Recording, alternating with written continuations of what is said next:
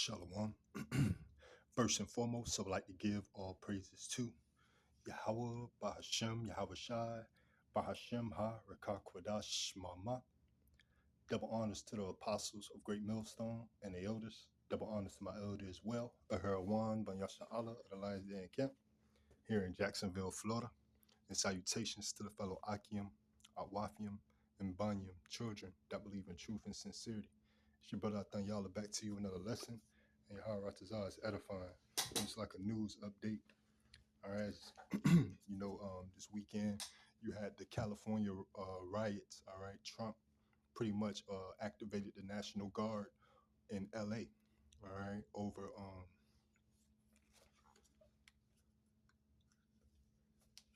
the migrant issue, so on and so forth. But read this title. It says California sues Trump administration for deploying National Guard to LA.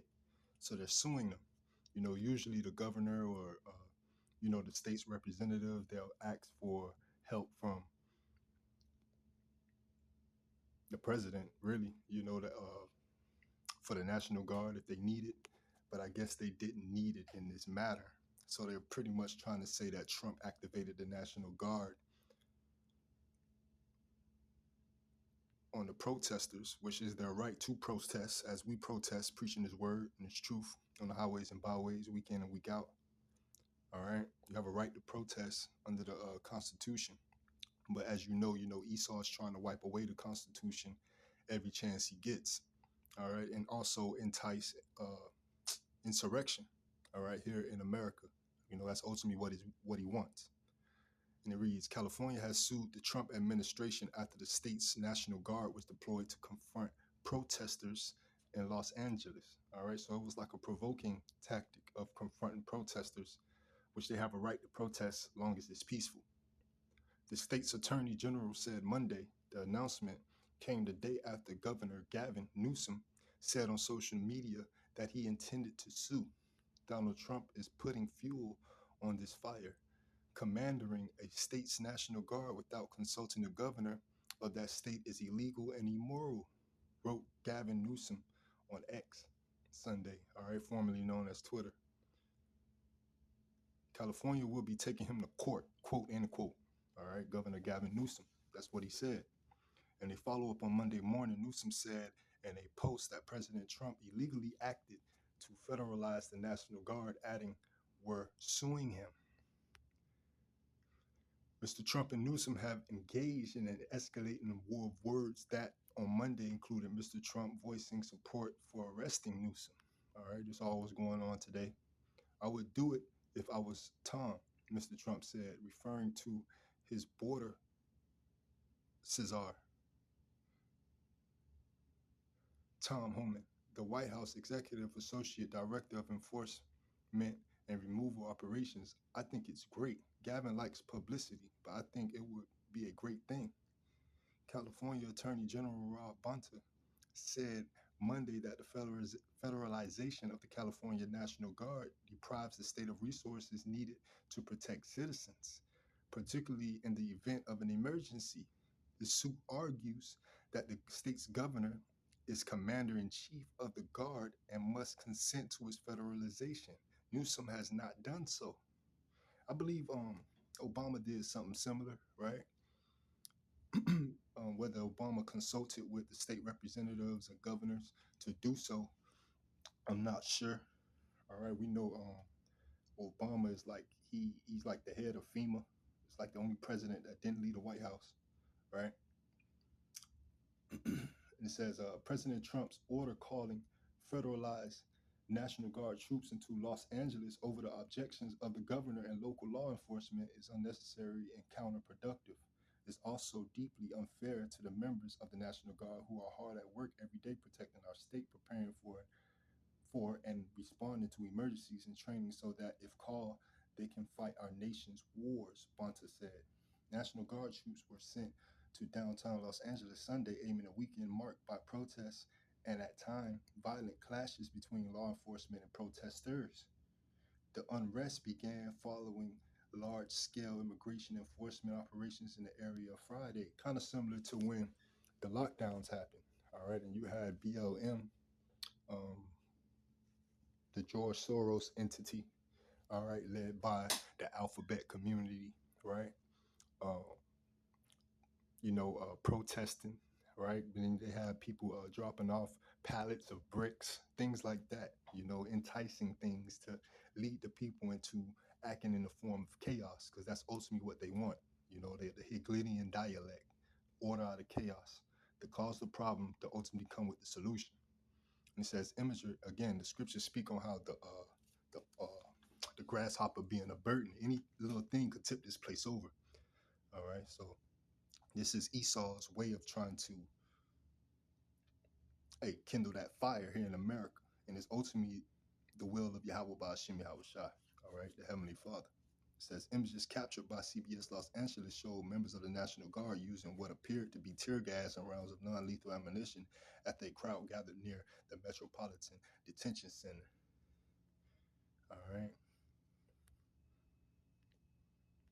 We're almost at the end. It's a quick read, all right? And I'm going to get into some scriptures. And it says, during the Sunday evening news conference, LAPD Chief Jim McDonald said 39 people had been arrested. Mr. Trump announced Saturday night that he would deploy the guard in response to the protests. And in a social media post on Sunday, he criticized Newsom in LA, Mayor Karen Bass, as he went at Mayor Karen Bass before, the short-haired Jake lady that's in she's high in politics. I believe she's like a senator or something like that. And she also she inquired about questions involving the Israelites when it came to the FBI as well. Okay. A while back, a couple years back. All right, when the FBI was highlighting the Hebrew Israelites, said he requested that the federal government rescinded the deployment of troops to LA in a letter addressed to Defense Secretary Pete Heges, saying there was no need for the National Guard. All right, so they're saying there was no need for it, and Trump called them anyway, ultimately to provoke and entice chaos. One of the first scriptures I want to get, I want to start off in the book of Second Ezra, chapter 16, and I'll start at verse 15. Just get straight to the point. All right. The fire is kindled and shall not be put out till it consume the foundation of the earth. Right. You got a physical fire that's coming upon this place, and you got the spiritual fire when it comes to the Lord's plagues, right? As he goes send all the plagues on the ancient Egypt, on this Egypt, all right, as he done before in ancient Egypt, he's going to do it on this Egypt. And this is modern day Egypt, according to Revelations 11, verse 8. All right, this is spiritually Sodom and Egypt. It's verse 16. Like as an arrow which is shot of a mighty archer returneth not backward, right? It don't go in reverse. Once it's shot off, it's shot off. All right, you can't retract it. All right, that's the same thing as the Lord's will. All right, it's not retractable. All right, especially when he dot his I's and cross his T's, ultimately to perform his will. When he does not stir nor move to the said measure be fulfilled. All right. So ultimately, when things are done, they're done. They're set. All right, as they're spoken in the Shemayim's in the fourth, in the fourth dimension, it ultimately trickles down into these lesser dimensions, the third, all right, so on and so forth. And it says, even so, the plagues that shall be sent upon earth shall not return again.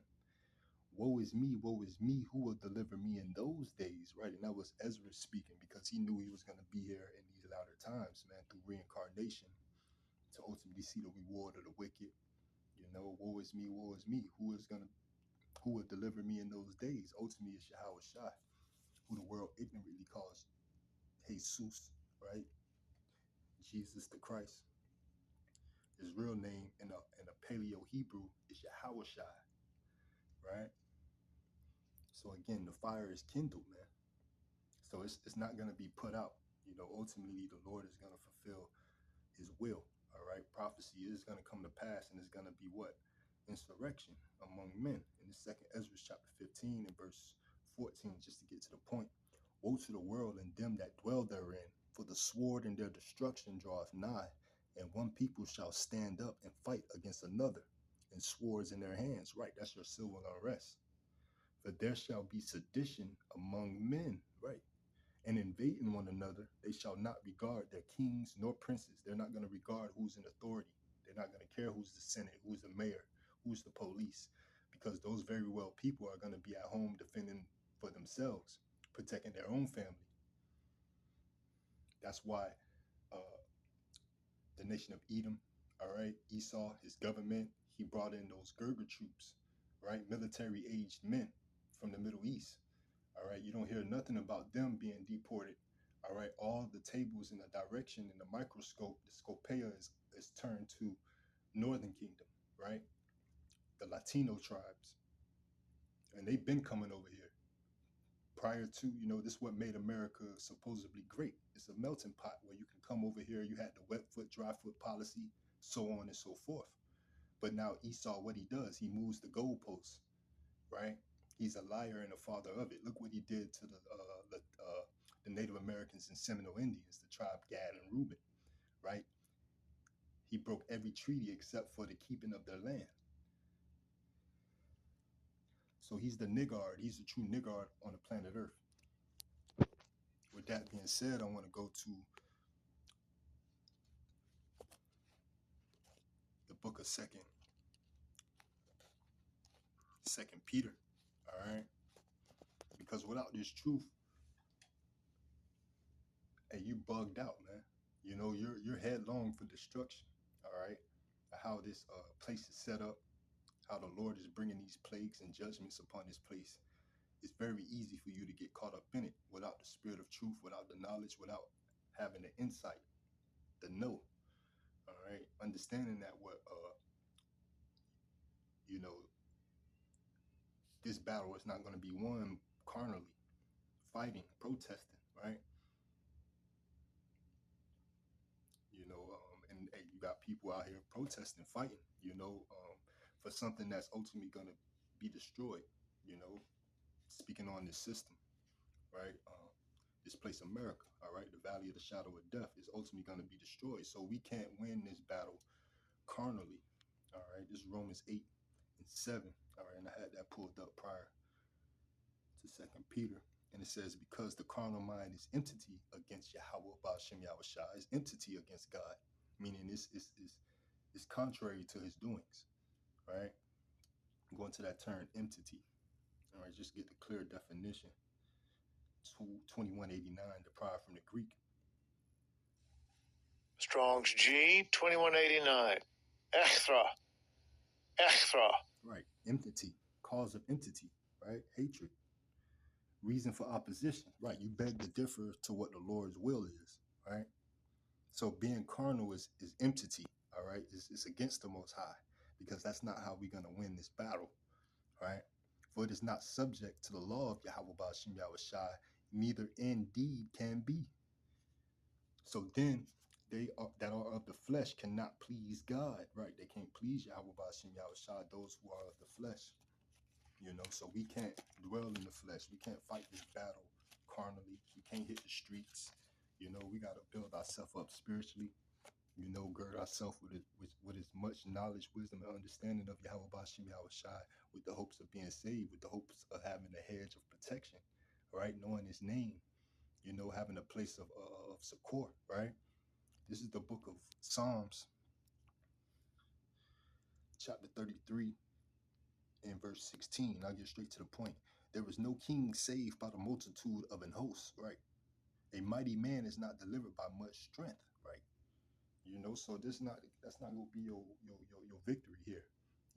Esau's not gonna be victorious. These other nations are not gonna be victorious with their armies, with their devices, weapons, right? The Lord ultimately is gonna send his son, who's gonna trump them all, right? All these kingdoms shall be subdued up under his feet, right? Roughly paraphrasing. So this Psalms 33 and verse 17, and horse is a vain thing for safety, right? A horse representing power, right? Horsepower.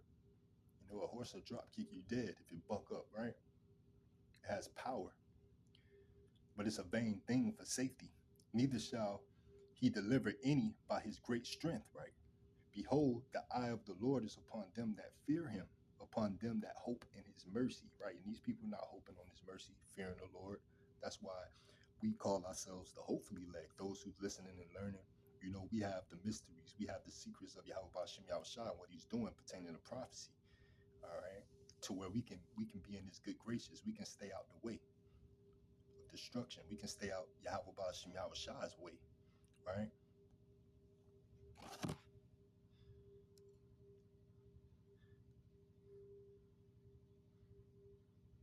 So the Lord is upon, and this is Psalms 33 and 18. Behold, the eyes of the Lord is upon them that fear him. Right. The Lord is with us, upon them that hope in his mercy, to deliver their soul from death and to keep them alive in famine. Right. You know, because he promised us to be fed in that day when a German loaf of brat, all right, is worth a penny, a day's wage.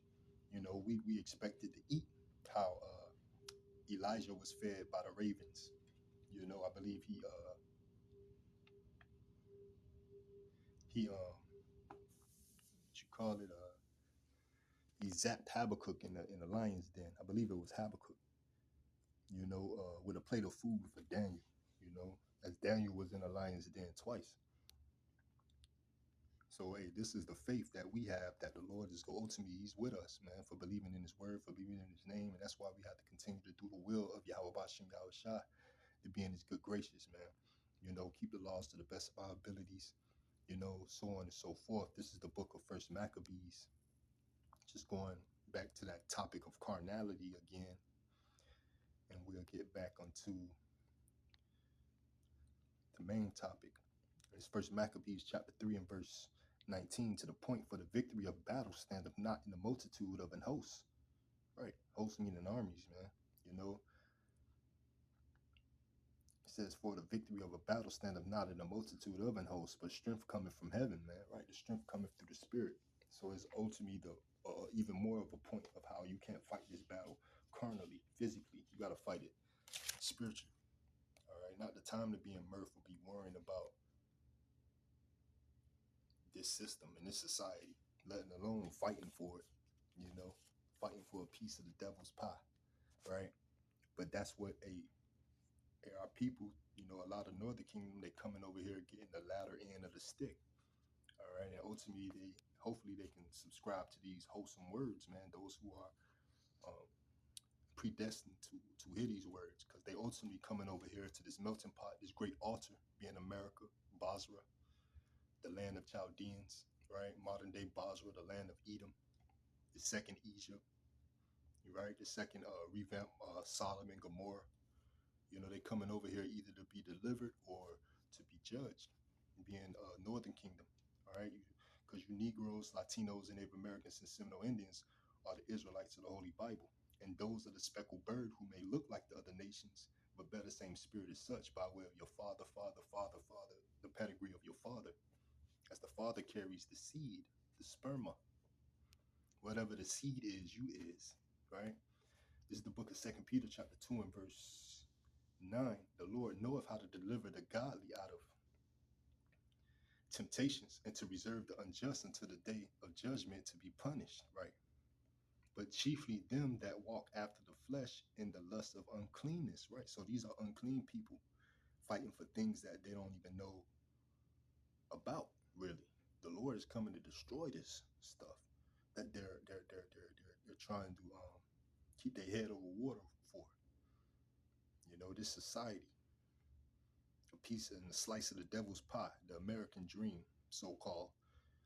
All right. So it says what? They despise government. Presumptuous are they, right? Because the true government is right before you. All right. The spiritual tabernacle of King David, the 144,000 men, 12,000 men from each tribe. All right. Majority of them will be prophesying today. All right.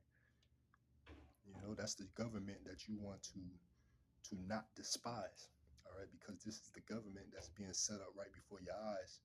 And that's going to be established one day, soon, and forever under the guidance, the governors of and the stewardship of Yahweh Shai, and King David, right?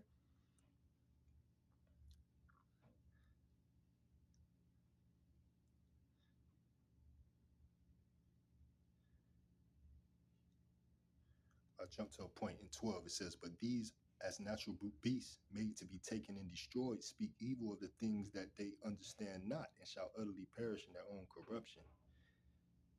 Right?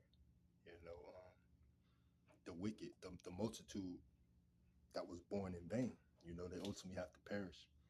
Right? 2/3 of our people, um, they have to be destroyed on this side, ultimately be brought back in the kingdom to be renewed. Man, they're too far off. Verse 13, "And shall receive the reward of unrighteousness, as they that count in pleasure to riot in daytime." And that's exactly what they're doing, rioting into the daytime. And you go into this term riot, it goes into like effeminate, right? As the scriptures say, "No effeminate shall inherit the kingdom." All right, effeminate, living lavishly. In 1 second. And Salaki, I'm in transit. When you go into that term riot, it means like effeminate or living lavishly. You know, just going back to the bishop lesson this past weekend as well on how you know, hey, we went into the spirit of we went into the house of mourning rather than the house of mirth. All right, but look at 2/3 of our people. Look at the state of the world. You know, they're in the house of mirth. So ultimately, they're gonna get the laugh now, cry later syndrome versus us who went into the house of mourning. All right. You know, you go into that term riot, it's derived from the Greek G 5172. Strong's G 5172. Through faith. Through faith. True faith, softness, effeminate, luxury living, luxurious living. So they've been living lavishly. You know, they're rioting in noonday and they rather go out and fight to stay on that lavish lifestyle. All right, the way of the world. You know, the American dream. All right, trophy. Right, in the sense they're receiving their trophy, they're receiving their trophy, their consolation prize.